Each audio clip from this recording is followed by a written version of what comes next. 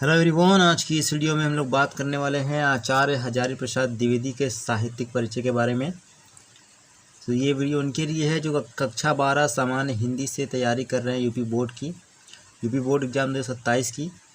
तो ये जो आपका जीवन परिचय है या साहित्यिक परिचय बोलिए जी आचार्य हजारी प्रसाद द्विवेदी जी का, तो उसको हम लोग पूरा एकदम अच्छे से समझेंगे, जिसमें आपका 5 नंबर की तैयारी पूरी हो जाएगी। ये बोर्ड एग्ज़ाम में 5 नंबर का पूछता है ना, 5 नंबर का बोर्ड एग्ज़ाम में ये पूछता है।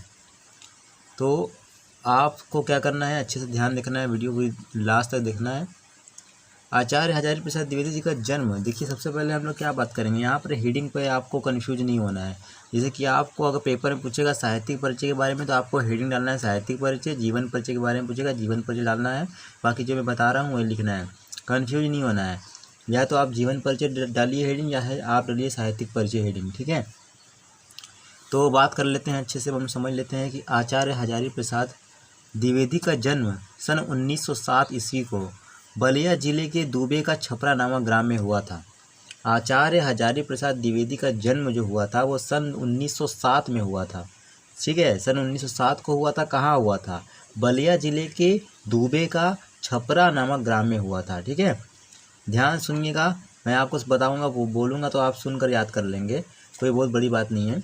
आचार्य हजारी प्रसाद द्विवेदी का जन्म सन 1907 ईस्वी को बलिया जिले के दुबे का छपरा नामक ग्राम में हुआ था, ठीक है।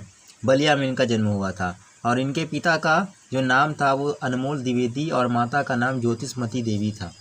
इनके पिता का नाम यानी हजारी प्रसाद द्विवेदी जी के पिता का नाम अनमोल द्विवेदी था और इनके माता का नाम था ज्योतिषमती देवी, ठीक है। इन्होंने हिंदी एवं संस्कृत भाषाओं का अध्ययन किया। प्रसाद जी ने हिंदी और संस्कृत भाषाओं का अध्ययन किया, ठीक है। उसके बाद सन 1979 में रोग से पीड़ित होने के कारण इनका निधन हो गया। सन 1979 में, कब हो? 1979 में, ठीक है। रोग से पीड़ित होने के कारण इनका हो गया निधन, ठीक है, इनका निधन हो गया।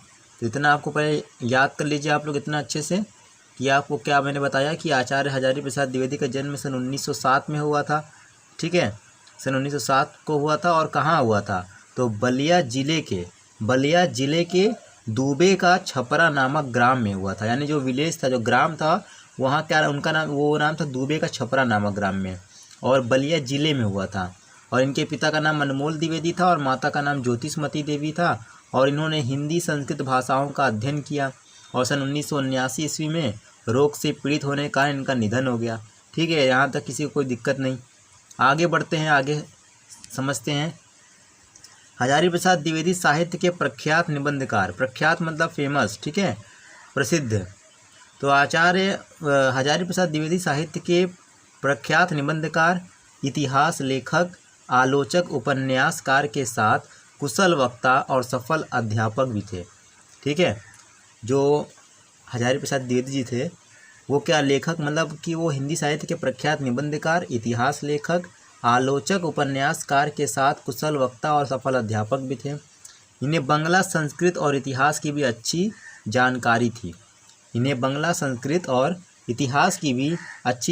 थी। इनकी रचनाओं में नवीनता और प्राचीनता का अपूर्व समन्वय था। जो इनकी रचनाएं थीं, इनकी रचनाओं में नवीनता भी थी और प्राचीनता भी थी, ठीक है। तो इनकी रचनाओं में नवीनता और प्राचीनता का अपूर्व समन्वय था। इन्होंने विश्व भारती और अभिनव भारती, ध्यान समझिए, इन्होंने विश्व भारती और अभिनव भारती संन्यमाला का संपादन किया। द्विवेदी जी की साहित्य सेवा से पद्म भूषण और मंगला प्रसाद पारितोषिक से सम्मानित किया गया है। आचार्य हजारी प्रसाद द्विवेदी जी हिंदी गद्य के प्रतिभाशाली रचनाकार थे, ठीक है। सूर साहित्य पर इन्होंने भावपूर्ण आलोचना प्रस्तुत की है। इन्होंने साहित्य और इतिहास लेखन को नवीन दिशा प्रदान की।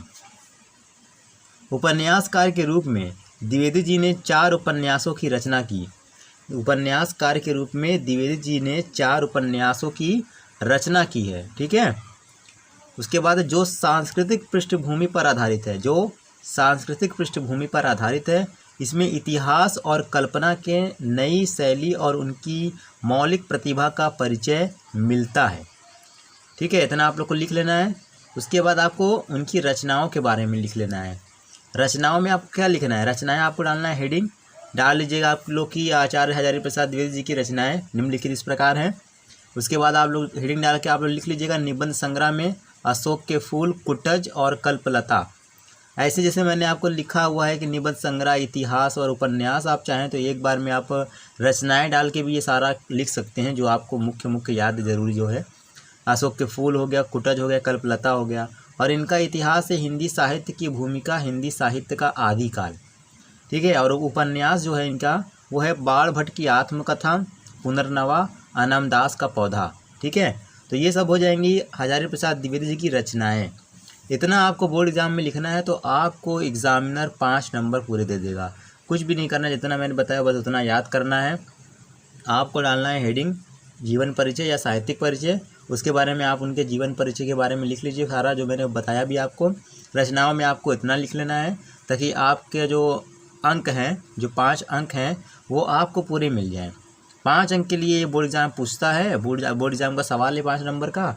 और उसके बाद जो शब्द सीमा होती है वो कितनी होती है, वो 80 शब्द सीमा होती है, यानी कि 80 शब्दों में आपको ये लिखना होता है। तो साफ साफ राइटिंग में लिखेंगे तो आपको अच्छे से नंबर भी मिल जाएगा, पूरे नंबर मिल जाएंगे। तो इस वीडियो में हम लोगों ने आचार्य हजारी प्रसाद द्विवेदी जी का जीवन परिचय के बारे में बात की है।